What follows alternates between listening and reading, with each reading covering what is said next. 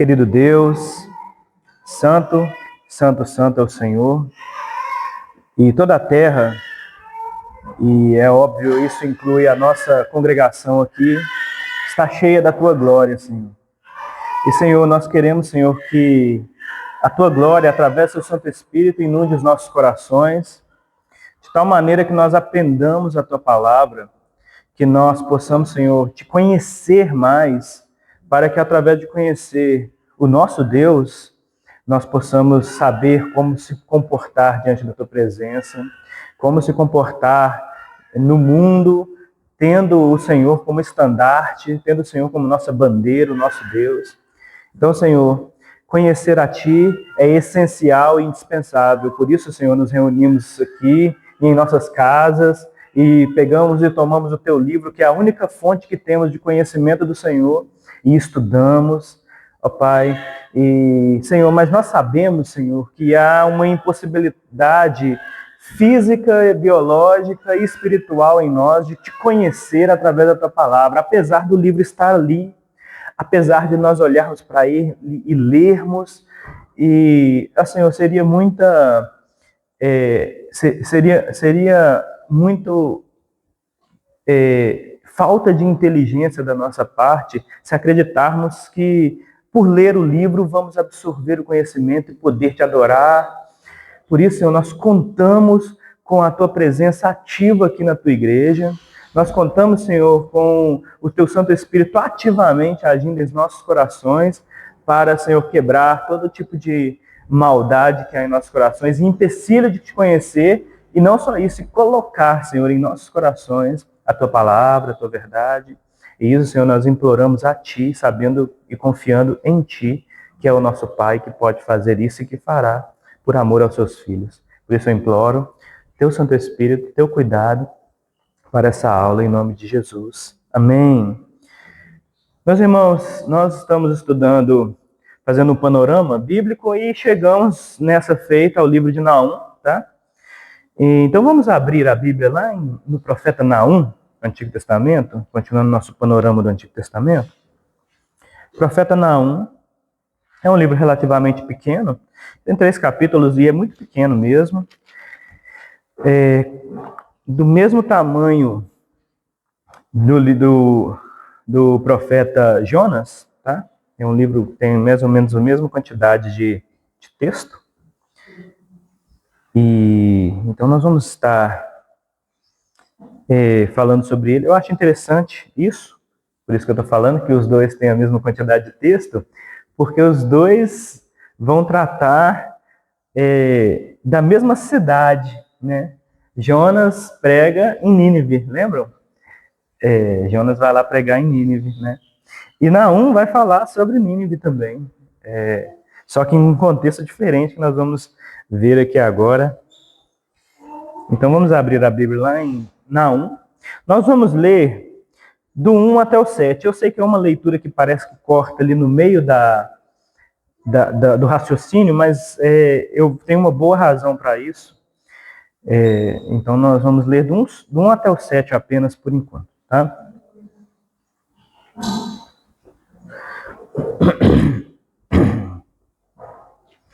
Então Naum, do 1 ao 7. Eu vou ler e os irmãos acompanhem. Sentença contra Nínive. Livro da visão de Naum, o Elcosita.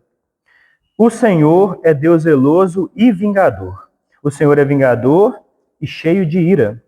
O Senhor toma vingança contra os seus adversários e reserva indignação para os seus inimigos. O Senhor é tardio em irar-se, mas grande em poder e jamais inocente o culpado. O Senhor tem o seu caminho na tormenta e na tempestade. As nuvens são o pó dos seus pés. Ele repreende o mar e faz secar e míngua todos os rios. Desfalecem Bazã e o Carmelo, e a flor do Líbano se murcha. Os montes tremem perante ele, e os outeiros se derretem. A terra se levanta diante dele, sim, o mundo e todos os que nele habitam. Quem pode suportar a sua indignação? E quem subsistirá diante do furor da sua ira? A sua cólera se derrama como fogo, e as rochas são por ele demolidas. O Senhor é bom, é fortaleza no dia da angústia, e conhecem os que nele se refugiam. Só até aí a palavra de Deus lida. Irmãos, esse livro do profeta Naum, ele é interessante, que ele já começa com o versículo 1 e o versículo 2, ele começa fazendo uma coisa que é meio paradoxal. E o que é paradoxal? Nós estamos lá em casa estudando um pouco de lógica, né?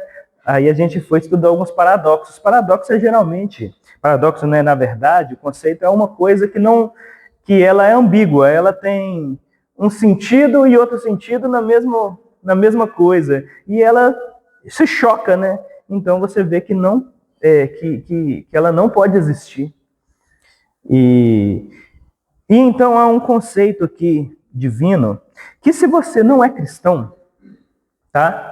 Se você está tendo um contato você tem contato com vários deuses, por exemplo, no campo da estudo da história, por exemplo, no campo do estudo da história, as pessoas elas estudam arqueologia, um pouco de arqueologia, tal, história. Então elas estão em contato com vários deuses, né? Vários deuses que os povos do mundo cultuavam. E então você começa a estudar como esses deuses eram, suas características, né?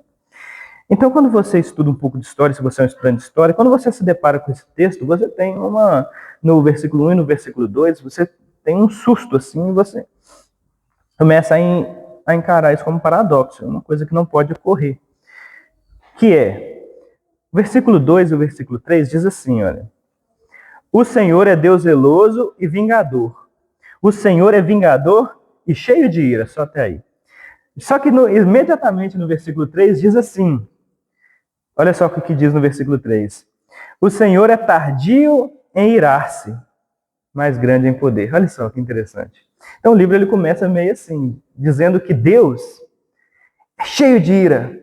Então, ou seja, se você está sendo apresentado a esse texto para conhecer Deus, a primeira impressão que você tem é que é um Deus zeloso e vingador. Vingador e cheio de ira. Olha, esse Deus eu não posso mexer com ele. Porque se eu irritá-lo, ele tem um grande zelo para consigo, né? E ele exerce vingança, ele se vinga. E ele se vinga e ele é cheio de ira, ou seja, ele é completamente irado. Então aí você tem esse impacto sobre essa característica de Deus, e aí se você não conhece o caráter de Deus, nós já estudamos diversas vezes, né, que são todas essas coisas que constituem a mente de Deus, e seu comportamento, e seu coração, e como ele pensa. Se você não tem esse entendimento, você está estudando ali, você se choca, porque você primeiro tem esse impacto com um Deus irado, e depois você tem um impacto do versículo 3, que diz que ele é tardio em irar-se. E agora, como resolver a situação? Essa situação, ela é maravilhosamente resolvida, na verdade, no livro de Naum. E melhor, se você tiver mais contexto, se você embarcar na viagem do panorama bíblico, você vai chegar no livro também de Jonas, tá? E você vai ver uma das faces de Deus, uma característica da face de Deus em seu caráter exercida em Jonas, e agora uma característica da face de Deus, do seu caráter, exercido aqui em Naum. Então você vai perceber que, na verdade, não há um paradoxo, porque realmente paradoxos não existem, conforme Aristóteles disse, né? Então vamos fazer aquilo que a gente deve fazer a respeito do livro, como a gente sempre faz. Primeira coisa que a gente vai fazer a respeito do livro de Naum é fazer um esboço geral do livro, tá? E depois nós vamos estudar um pouco sobre o contexto do tempo de Naum. Primeiro eu quis trazer só essa visão paradoxal inicial para poder gerar em nós também uma atenção para vermos se de fato é ou não. Mas nós vamos descobrir isso de maneira melhor à medida que a gente for estudando. Então, o livro começa apresentando esse profeta Naum. Esse profeta Naum, ele é um dos mais misteriosos da Bíblia, se não mais. Não tem nada sobre ele, tá? Ele não aparece em outra porção histórica, apesar de nós sabermos a época que ele viveu e quem foi os contemporâneos. E uma outra coisa que deixa a coisa ainda mais difícil é que diz assim, ó, sentença contra Nínive, livro da visão de Naum, o Elcosita. Isso aí atrapalha mais, porque ninguém sabe, não há um consenso, né, acadêmico do que é ser Elcosita. Então as pessoas não sabem mais ou menos. Eu estava vendo até quando eu estava fazendo a pesquisa a respeito do livro, existe uma parte da academia, né, que vai estudar o livro, dos comentaristas, que vão dizer que provavelmente Naum é o responsável pela cidade de Cafarnaum. Aquela cidade onde é Cafarnaum, porque Cafarnaum, você vê o final, Naum, né, Cafarnaum, significa casa de Naum, o nome. Então eles acreditam que foi colocado esse nome porque o profeta Naum nasceu ali, né? Mas isso não é, irmãos, algo concreto, tá? É só uma maneira de pensar. E só também para expressar para os irmãos que nós não sabemos de onde veio Naum, né, onde ele morava, sabemos apenas que ele apareceu e ele pregava pregava para a cidade do sul, né, Judá. Então o profeta Naum, ele é um poeta. E não sei se vocês conseguiram perceber, mas todo o livro dele, e esses 7 versículos que nós lemos, é poesia pura. Poesia pura. E essa poesia ela é concentrada em paralelismos. Mas aqui nós temos essa poesia. E você vai ver que é uma música, ele está fazendo uma música dividida em 3, por isso foi dividida em 3 capítulos, ela vai ser dividida em 3 partes. Tá? Então o livro do profeta Naum é uma coleção de poemas que anunciam a queda da Assíria e principalmente a sua capital Nínive, que era um império que oprimia Israel. Tá? Os assírios eles eram conhecidos por violência e destruição, nós vamos ver um pouco mais sobre isso. E o mundo inteiro, porque eles dominavam o mundo inteiro, Débora. Todo mundo. E por dominarem o mundo inteiro, os assírios, e por serem violentíssimos, todo mundo aguardava a hora que eles fossem destruir, mas ninguém poderia destruir, nós vamos descobrir por quê. E quando finalmente aconteceu a queda em 612 a.C., quando os babilônicos se rebelaram, obrigado, meu irmão, e derrubaram o império, todo mundo se alegrou, o mundo inteiro. E o capítulo 2 descreve essa queda, a queda de Nínive, e o capítulo 3 explora, tá, a queda do império como um todo o império assírio.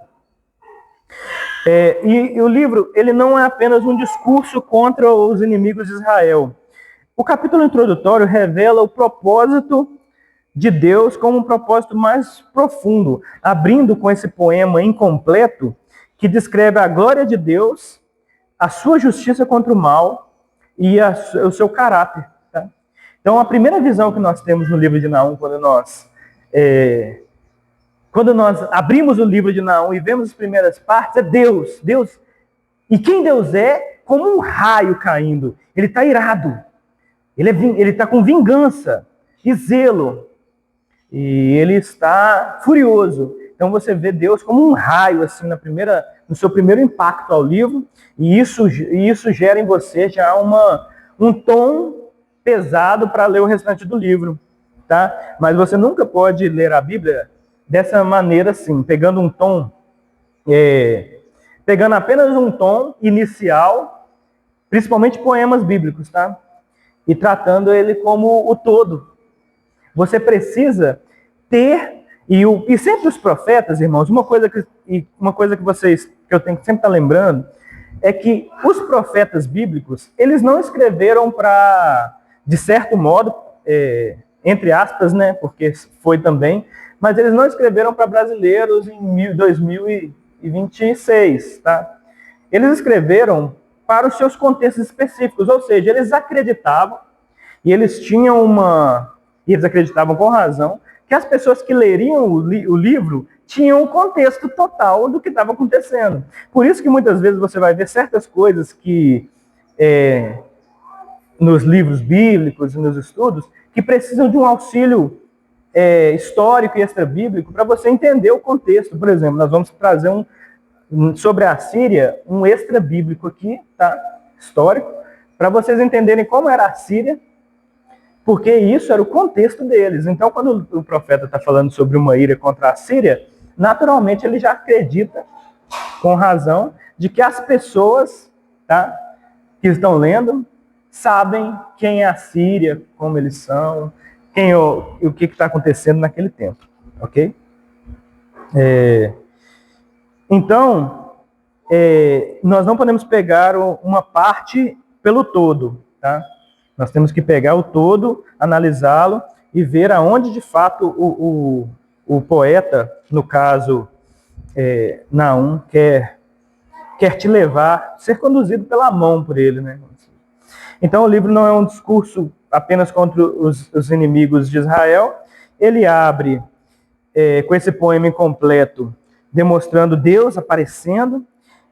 E o que acontece? O poema, ele contrasta o destino das nações violentas, como toda poesia faz, ela não está tratando de um assunto só, mas ela abrange muitos assuntos, então ele vai pegar todas as nações violentas e o destino do remanescente fiel, tá, de Deus, mostrando que Deus derruba impérios arrogantes e oferece refúgio aos humildes.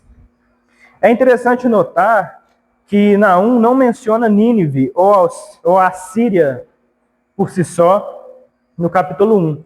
Ele usa uma linguagem igual à linguagem de Isaías sobre a queda da Babilônia, que ocorreu muito mais tarde.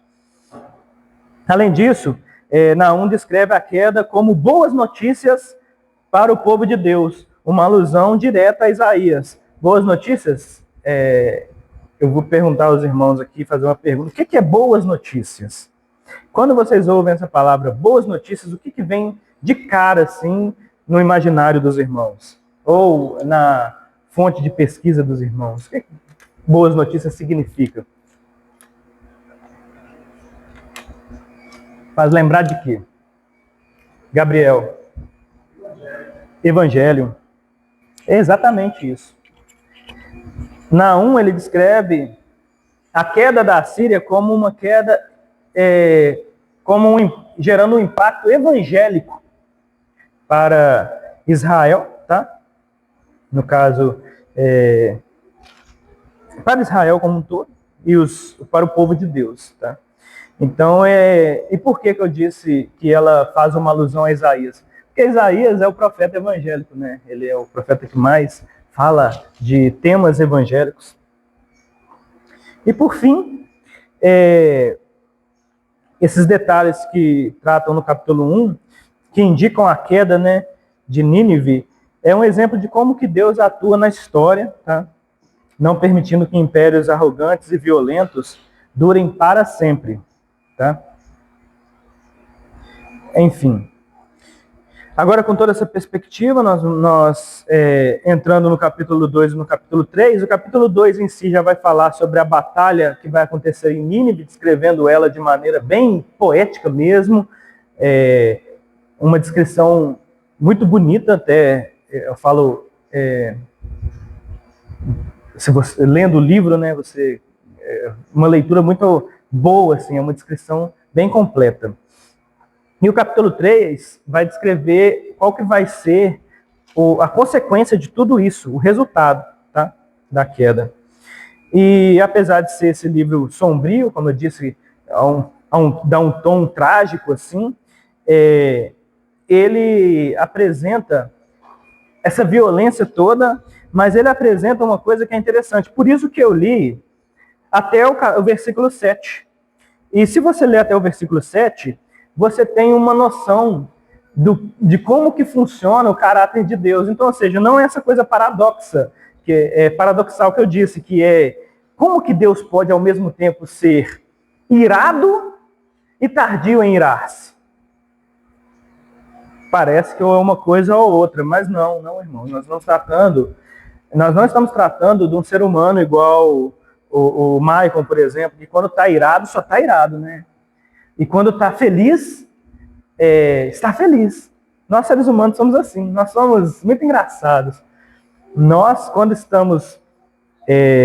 eu digo isso de uma maneira geral, não generalizando, mas de uma maneira geral, acontece sempre com a gente, os irmãos vão poder notar. Você passa um problema no trabalho, por exemplo, e você chega meio bravo em casa, ou com um sentimento assim.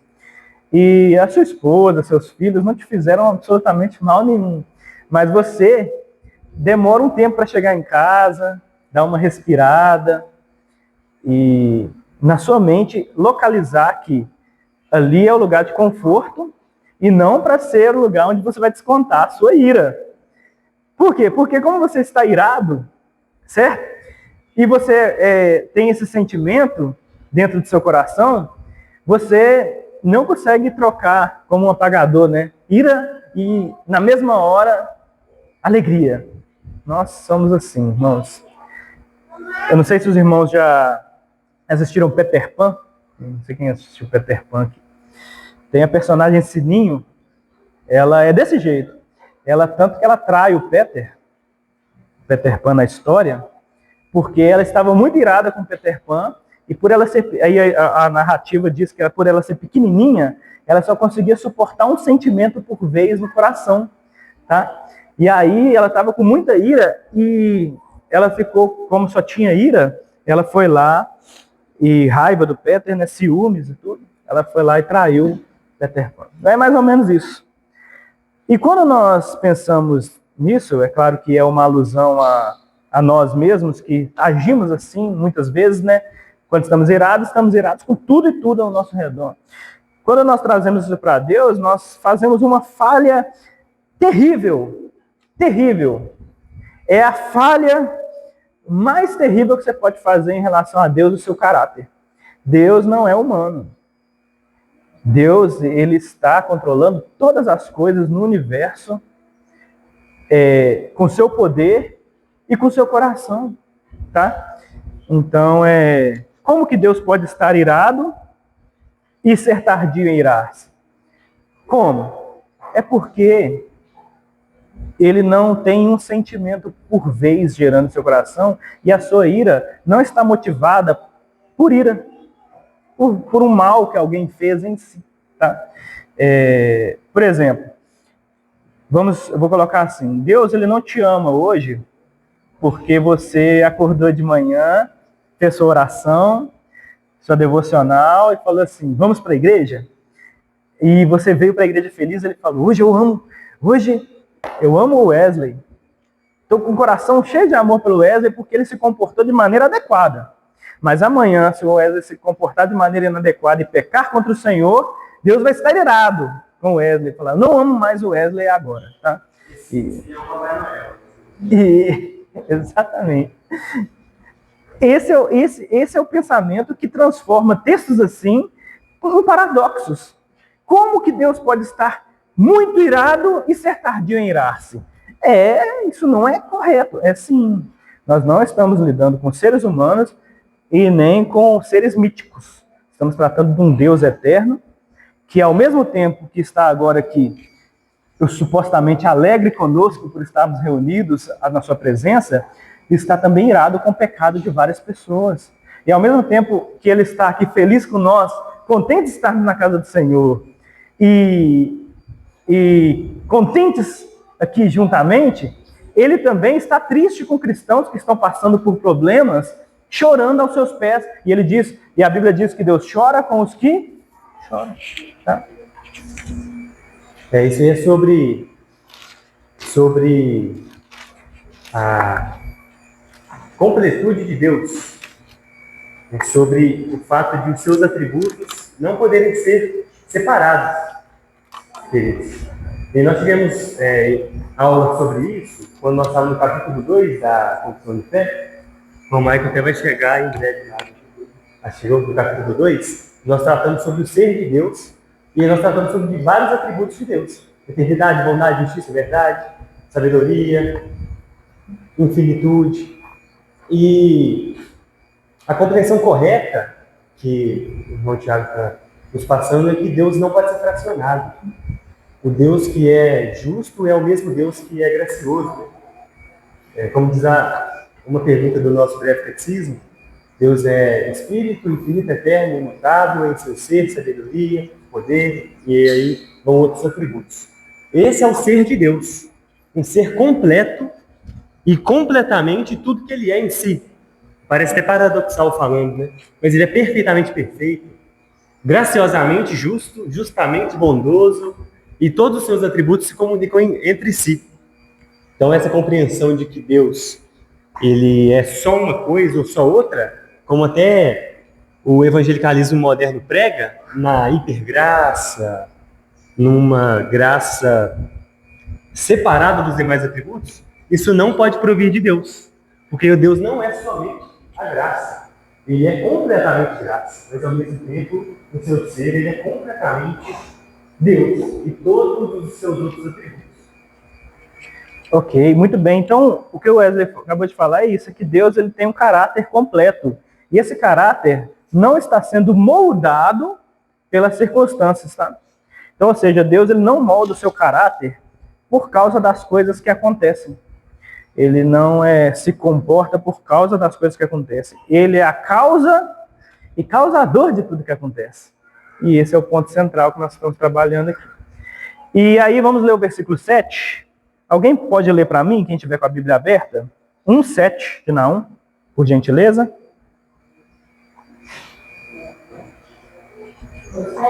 É 1:7. O Senhor é bom, ele serve de fortaleza. O Senhor é bom, ele serve de fortaleza no dia da angústia e conhece os que confiam nele. Então, irmão, só para encerrar essa primeira parte, falando do caráter de Deus no livro de Naum, Deus, aqui no versículo 7, como a irmã bem leu, o Senhor é bom, é fortaleza no dia da angústia e conhece, tá? Os que nele se refugiam. Se Deus fosse irado, e se ele fosse esse vulcão, ou melhor, essas ondas, ora estão pacíficas, ora estão agitadas, como você poderia se abrigar nele como uma fortaleza? Você nunca saberia a hora que ele vai estar muito irado com você e te expulsar, porque você peca. Ora você peca, ora você está bem com ele. Então, se você acredita que ele vai se comportar com você de certo modo, porque você se comportou para ele de certo modo, você não consegue confiar no caráter dele. Ora ele é uma onda agitada, ora ele é, um Deus pacífico. Mas não é assim com o nosso Deus. Porque senão ele não seria uma fortaleza para aqueles que nele se refugiarem. Tá? Então, o que o profeta está convidando é todas as pessoas se refugiem em Deus. E aí entra aquela... Eu já dei esse exemplo algumas vezes, que na verdade esse exemplo eu retirei de um sermão, agora eu não lembro de onde, mas depois eu vou lembrar e passo para os irmãos. Mas imaginem aqui o seguinte, imagine que nós estamos aqui na igreja, tá? E as janelas estão fechadas, e só a porta está aberta e entra um leão grande. Pense assim, um leão de Nemeia, naquela figura do leão enorme, muito forte, e ele entra e a porta se fecha ali. E aí entra aquele leão, sabe? E ele começa a andar aqui. A nossa atitude para com o leão é qual? Porque nós sabemos qual que é o que o leão pode fazer. O que o leão pode fazer? Nem se todos esses homens aqui, por mais fortes que formos, se reunir para lutar com o leão, acredito que há alguma chance, tá? Ele ataca, arranha, rasga, e ele é forte, poderoso. Então imagine que um leão entra aqui na sala e nós estamos trancados com esse leão. Tá? O que fazer? O que fazer? Você vai se atemorizar, ficar com medo e tentar fugir. Não dá para fugir porque está tudo fechado. Você não pode fugir desse leão. E o que a teologia bíblica fala a respeito de como agir diante desse leão? É a coisa mais maravilhosa. Abrace o leão. Deite em seu colo. O leão, no caso, é Deus. Deus aqui está se apresentando em Naum como um Deus temível. Temível. Tema. Ele tem poder. Ele tem ira. Ele tem a vingança nas suas mãos. Ele destrói os seus inimigos. Então o que você faz? Você olha e com muito temor, tá? Não fingindo que ele é um gatinho, não fingindo que ele não é um leão, que ele é. Você se deita no colo dele e você se abraça dele como uma fortaleza. Porque se ele é poderoso e você está refugiado nele, confie que ele será poderoso contra os seus inimigos. Tá? Então, o texto, o poema de Naum, nessa primeira parte, está destacando você a ter uma atitude positiva para com Deus. Confie em Deus. Confie no poder de Deus. Confie na ira de Deus e na sua vingança. Saiba que você não está lidando com um ser que hoje em dia, na maioria da teologia bíblica de hoje em dia, foi reduzido, né? É tratado como um Deus, sim, amiguinho, fraquinho, aceita tudo, qualquer coisa. Né? Não. O Deus que você possui é um Deus irado. Ele é poderoso. Ele é vingador. Olha o que ele vai fazer com a Síria. A Síria é o maior império do mundo atualmente, na época de Naum. Então, qual que é a resposta? Se refugie nele. Confie nele. Ele é bom para aqueles que se refugiam nele. Dá para confiar? Dá para confiar. É necessário confiar. Davi vai dizer, meu refúgio e fortaleza, socorro bem presente no dia da angústia. Então, o Naum quer nos chamar, crianças, tá? Para, assim como vocês devem se refugiar no papai e na mamãe, tá? Refugiar-se em Deus, confiar nele. Porque o papai e a mamãe podem até falhar, mas Deus não falha. Então, encerrando aqui essa parte mais, pegando mais essa introdução e aplicando esse central do que Naum quer falar a respeito de Deus, seu caráter, vamos falar um pouco sobre a Síria, tá? Eu queria que vocês entendessem esse povo, para que vocês pudessem, quando forem estudar melhor em casa, mais aprofundadamente no livro, que aqui é só um panorama, né? No livro de Naum, vocês soubessem quem que é o inimigo aqui. A história da Síria, ela inicia na Mesopotâmia, então ela é uma dessas cidades originárias ali, que iniciam ali no Iraque, né? Na Mesopotâmia, onde é que se inicia a civilização, tá? Principalmente o que nós chamamos de Babel e Nínive. Nínive é uma cidade que é constantemente, ela nesse período que nós chegamos num período de profetas, Jonas, Naum, Abacuque também, e Daniel, que eles estão vendo Nínive constantemente como ela sendo uma capital assim, mundial na época, e também pelo que a Síria fez com ela, como uma cidade muito importante. E a captura de Nínive, e depois a Babilônia em si, a cidade de Babel, essas duas cidades representando, quem capturasse ali representava que estava capturando de fato a potência mundial.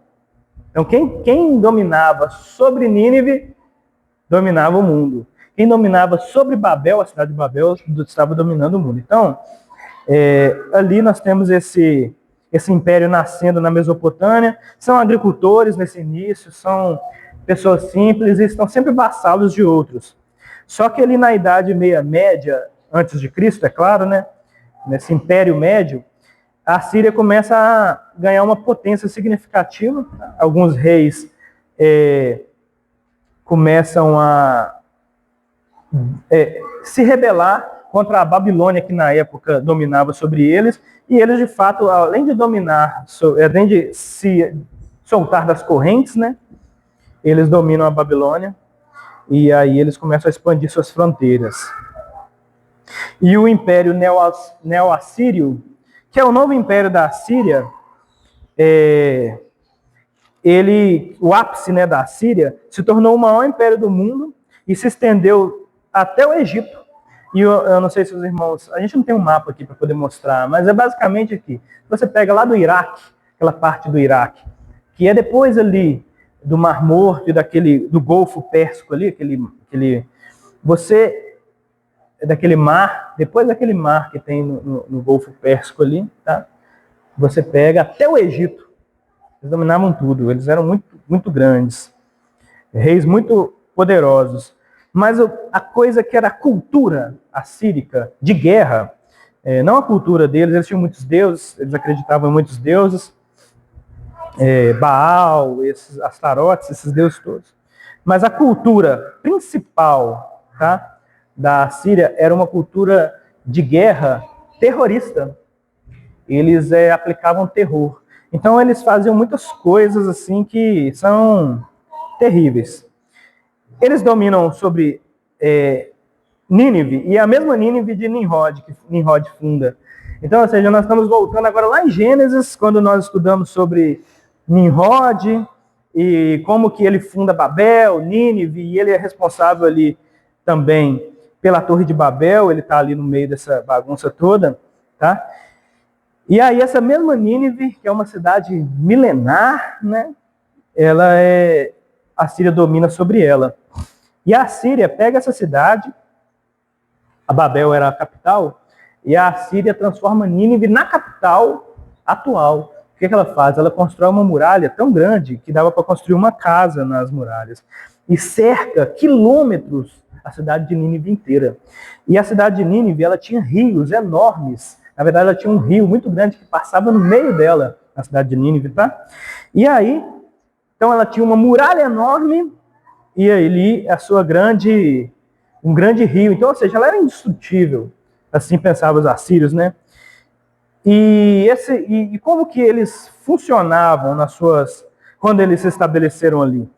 Eles não melhoraram, por exemplo, por estabelecerem ali, eles não melhoraram a maneira de tratar militarmente as pessoas. Eles eram cruéis. Algumas das coisas que eles faziam aqui, que eu trouxe, eles empalavam seus mortos, então nas muralhas ficavam gente morta empalada lá, tá?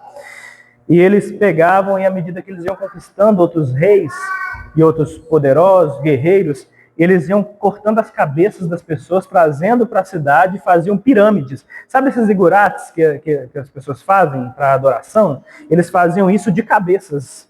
Era coisa horrível. E aí eles iam, e quando eles tinham um povo muito distante, eles destruíam a colheita desse povo, tá? Capturavam para si as coisas, destruíam a colheita para que as pessoas não pudessem subsistir durante muito tempo. Tá? Eles chegaram na cidade de Nínive, aí a cidade de Nínive em si se tornou o centro de toda essa culturalização do terrorismo.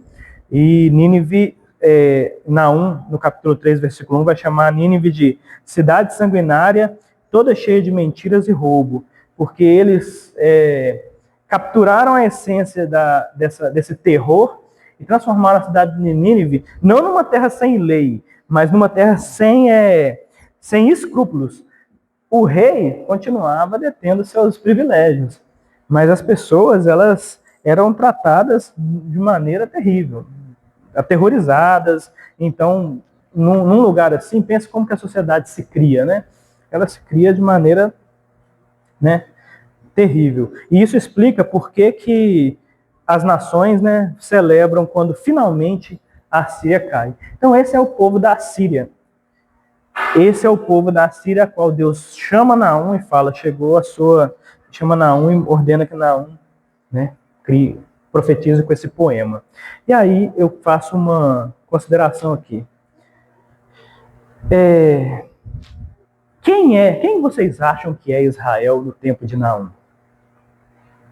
Quem é Naum diante da Síria?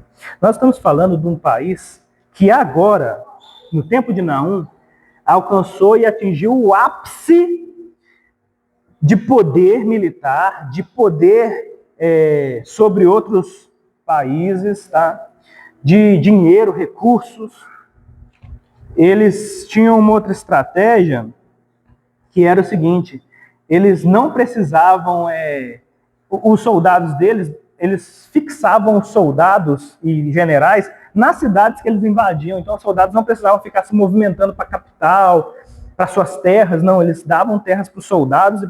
Ou seja, esse era o ápice do militarismo, tá? Então, quem é Israel? Quem é não? Diante da Síria, tá? É uma maneira, de uma certa maneira, insignificante. Quem é esse profeta, tá? Que surge ali? Você não sabe de onde ele vem, não sabe nem o nome dele, Naum. E isso aqui é interessante. Naum não é o nome dessa pessoa. Porque eu sei que parece comum a gente pensar que, por exemplo, Naum chama Naum, Jacó chama Jacó, Nimrod, que eu citei aqui, chama Nimrod. Nimrod, o nome de Nimrod significa rebelião. Tá?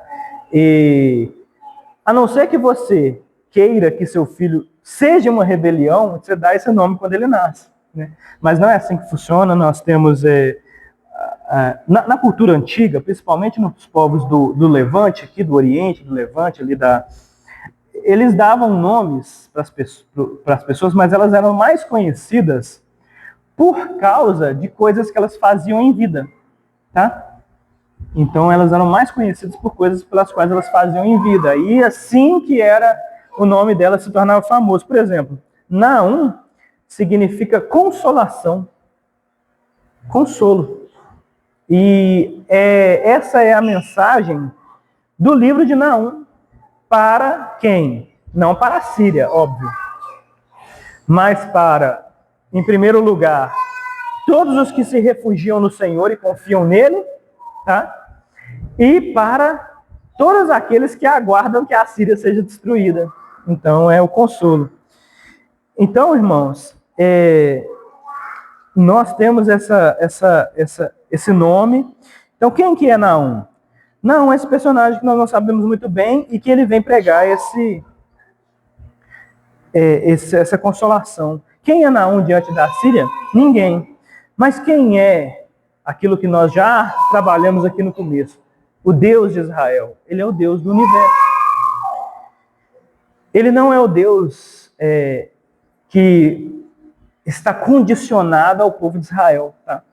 Então ele só age ao povo de Israel e ele só desrespeita ao povo de Israel. Então ele só pode promulgar sentenças e também bênçãos para Israel. Ele controla o universo. E ele disse que essa nação milenar, chamada Assíria, chegou o tempo dela.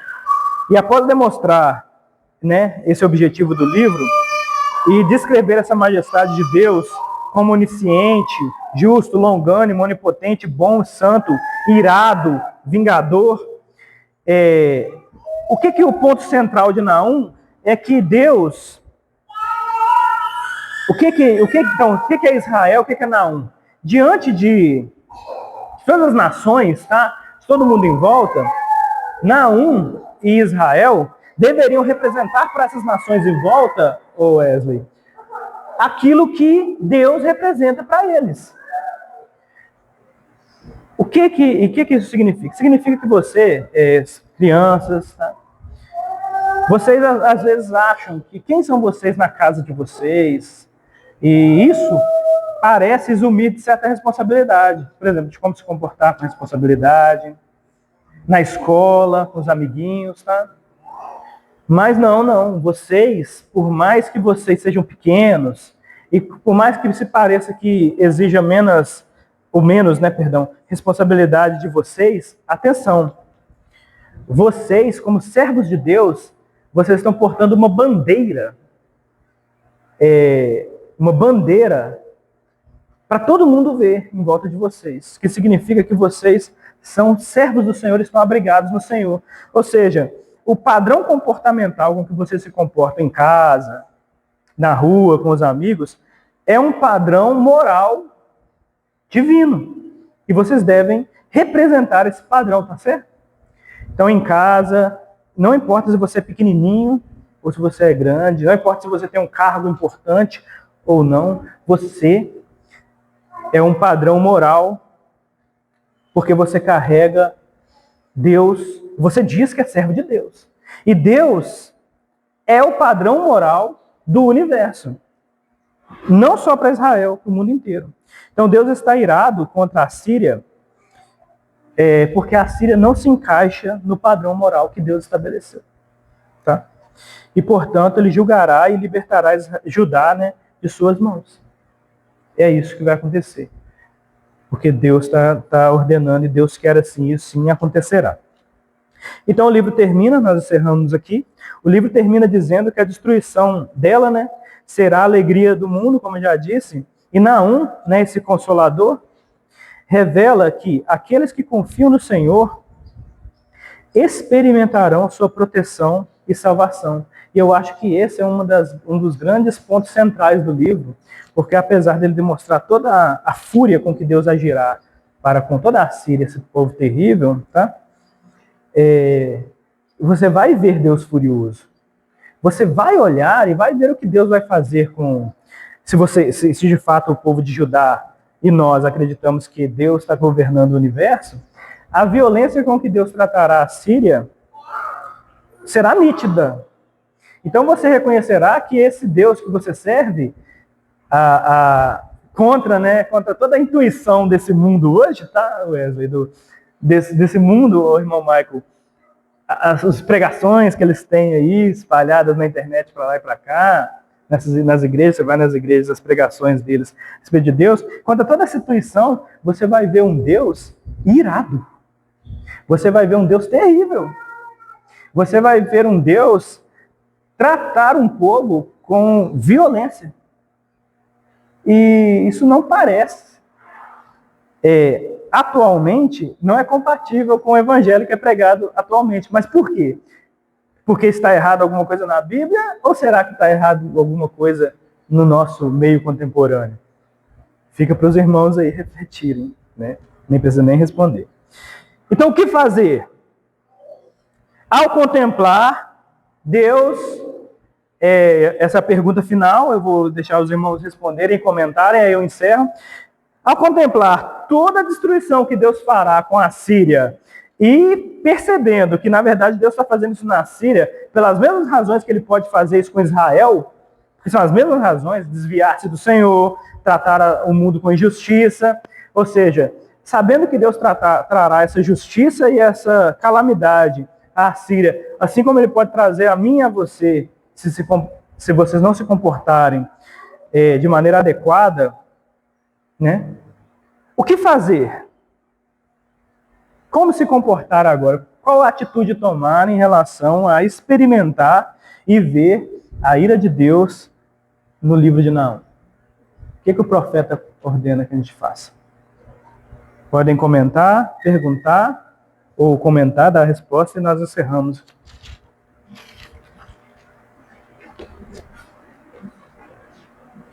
Quer comentar alguma coisa para dar um início? A pergunta é o que fazer? O que fazer agora? E agora? Você percebeu que Deus, ao perceber que Deus não é esse mel pregado aí nas igrejas, sabe?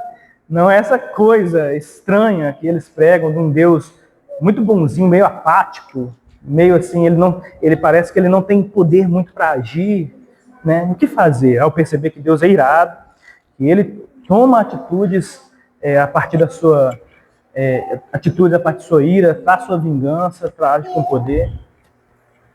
Uma pergunta como essa, quando se fala sobre esse Deus maravilhoso, a gente possa pensar sobre o mesmo Deus que criou os nossos pais, criou o jardim, criou os nossos pais lá no Éden, soprou neles o fôlego de vida, vinha ao final das tardes estar com a sua criação, com as suas criaturas ali. Mas também nós temos que lembrar que ali é o mesmo Deus. E quando deu as instruções para o homem, para que ele administrasse tudo aquilo ali, e que não comesse determinado fruto, e quando ele comeu, ele sofreu a penalidade, ao mesmo tempo a gente vê ali graça, misericórdia, que Deus expulsa o homem, na verdade, para poder preservá-lo. Então é o mesmo Deus que cria o homem, que vem estar com o homem, mas é o mesmo Deus que pune o homem, no sentido da palavra, usando de graça e misericórdia para que ele não comesse da árvore da vida e vivesse pecando eternamente. Ele envia esse homem, guarda aquele lugar para que o homem não voltasse ali. Então, esse mesmo Deus, quando a gente olha para Naum, é o mesmo Deus do Éden, é o mesmo Deus que atuou sobre a vida de Jonas, sobre a vida de Naum, sobre a vida de Paulo, que nós vamos ver um pouco hoje também. É o mesmo Deus que atua em nossos dias. Não é um Deus de contos de carochinha, de fantasias, igual nós temos visto nesse evangelho mercantilizado. É o mesmo Deus imutável, até quando a gente fala sobre a completude de Deus, nós estamos falando sobre um Deus que não muda. É um Deus que te salvou, enviou Jesus, salvou as nossas vidas. É um Deus que não muda a salvação, mas é um Deus que pune o pecado. Deus não pune a violência, Deus pune o pecado. E o pecado pode ser uma violência, pode ser uma fofoca, pode ser exatamente coisas que hoje talvez nós julgamos serem pequenas, aceitáveis, mas não são diante desse Deus. Porque Deus não mede o seu povo com a régua que nós medimos. Eu gosto do fulano, acho bacana, é joia aquilo ali. Não, não é esse o critério. Então, nós, quando para responder essa pergunta, realmente é assim, nos arrepender, meus irmãos. Nos arrepender e nos voltar para o Senhor. Em todo o tempo. Independente se hoje nós estamos nos medindo, achamos que estamos nos medindo com determinada régua de bons costumes, bons valores, aquilo que nós achamos aceitáveis, mas temos que não esquecer tudo isso, mas nos voltar para a palavra e dizer quem é Deus.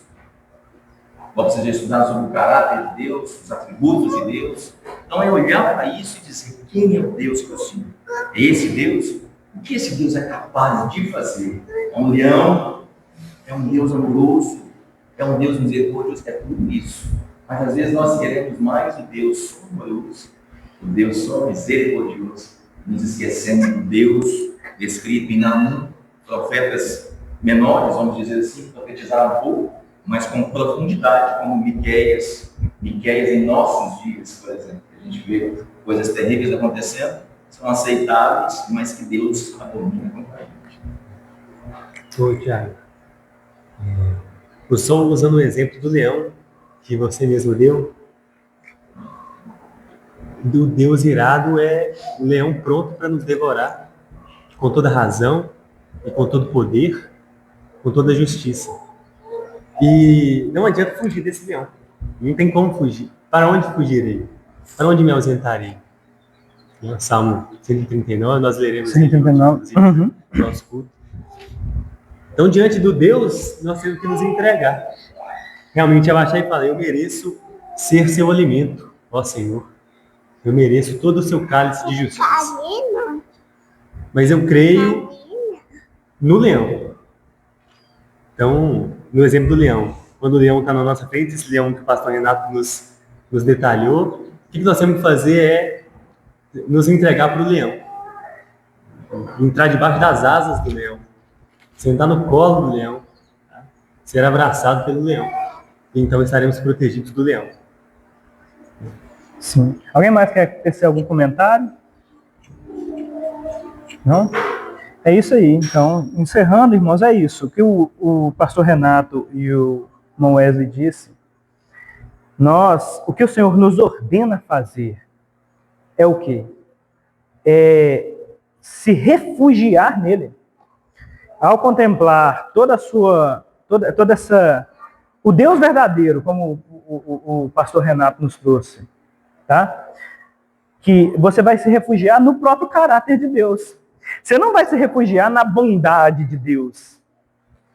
Você vai se refugiar no quê? No Deus, porque Ele é bondoso e irado. Mas Ele é o seu Deus. Ele é o seu Senhor. Ele é Ele é a sua fortaleza. Se você tem uma fortaleza, tá? Você constrói uma fortaleza. Mas essa fortaleza só tem coisa, ela é bondosa, ela tem cerquinha, ao invés de ter muralhas, ela tem cerquinhas, tá? E ali dentro ali tem tudo é de madeira e palha, não tem nada de pedra. Você não confia numa fortaleza dessa. Agora, essa fortaleza ela tem muralhas enormes, tá?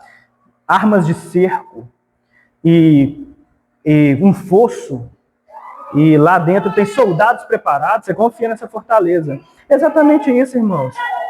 Nosso Deus, quando nós dizemos nosso Deus é soberano, nós olhamos para Naum e vemos um Deus irado, com poder para destruir as nações perversas e o pecado, e o seu pecado, seja ele qual for, seja ele esse pecado que você acredita que é aceitável. Ele tem poder para destruir e ele destruirá esse pecado. Mas o que você faz? Você olha para todo esse poder e confia nele. Você se abriga ali dentro daquela fortaleza. Você ali implora perdão. Porque quando você se abriga, é óbvio que o fato, nós estamos usando alusões, né? Mas você abrigar em Deus é o quê? Não é você falar assim, eu venho como estou e ficarei como estou diante de Deus. Não, é você se arrepender. Se ajoelhe diante dele. Se ajoelhe como um rebelde. Olhe para ele é seu rei. Você foi rebelde, se ajoelhe. Se prostre. Peça perdão pelos seus pecados. Tá? Olhe para o poder dele, olhe para a majestade dele. Olhe para o seu caráter. Se converta nesse caráter. E aí, o que vai acontecer com você? O que vai acontecer com você é que ele vai te abraçar. Ele prometeu que faria isso. É por isso que nós não confiamos em parte do caráter dele. Por exemplo, se você se ajoelhar, se prostrar, se pedir perdão para Deus, então ele vai com a espada te matar. Você está confiando na espada, você não está confiando no caráter completo. E o caráter de Deus completo ele é irado, mas ele também é bom e misericordioso, como o pastor Renato trouxe, ele age com graça e misericórdia também. Então, se você se prostrar, cada um de vocês se prostrarem diante de Deus, confiando na bondade dele e também na sua ira, sabendo que ele é poderoso, vocês estarão diante de um castelo forte, tá? De um leão poderoso, e vocês estarão sob a graça e proteção desse leão poderoso. Tá? Então, nós encerramos com o versículo 3, tá? Que diz assim, o Senhor é tardio em irar-se, mas grande em poder. Ao culpado não tem por inocente. O Senhor tem o seu caminho na tormenta e na tempestade. As nuvens são o pó dos seus pés. E versículo 7 diz assim, o Senhor é bom, é fortaleza no dia da angústia e conhece os que nele se refugiam. Amém? Vamos orar. Santo Deus, graças te damos por mais esse momento, nós podemos cuidar da tua palavra. Imploramos ao Senhor o teu cuidado e a tua proteção. Ó Deus, ao contemplar o Senhor e contemplar, Pai querido, todas as características que a Bíblia, que a tua palavra e que o Senhor mesmo com a sua mente nos ensina a respeito de quem o Senhor é, todo poder e majestade, poder esse, Senhor, que constituiu toda a criação, tudo que existe, Senhor. E Davi vai dizer que foi o trabalho do seu dedo, não foi o trabalho só, não foi o trabalho do seu braço, o Senhor não usou todo o seu poder, toda a sua capacidade para criar o universo, mas Davi vai dizer que o Senhor usou o seu dedo, ou seja, foi nada para o Senhor criar o universo, é nada para o Senhor, assim, em questões de poder, cuidar desse universo, Senhor, porque o Senhor, o poder do Senhor é infinito. Todos os poderes da terra dependem do teu poder. Ó Deus, e sabemos, Senhor, da tua ira, sabemos, Senhor, que o dia da vingança pertence ao Senhor, por isso nós não devemos nos vingar. E sabemos de tudo isso, Senhor, mas confiamos, Senhor, em Ti, em todos os seus atributos. Confiamos que se o Senhor, se nós nos prostrarmos, o Senhor nos chamar para nos prostrarmos e nos arrependermos diante de Ti, sabemos que o Senhor nos tratará com bondade. Nós confiamos que o Senhor nos abrigará nesse castelo que não é um castelo fraco, é um castelo forte, como disse Calvino, Lutero, na sua música. E confiamos nesse castelo, nessa fortaleza que é o Senhor, que ao mesmo tempo é um cordeiro e ao mesmo tempo é um leão. Ó Deus, confiamos em Ti. Nos abriga em Ti, Senhor. Eu imploro em nome de Jesus. Amém.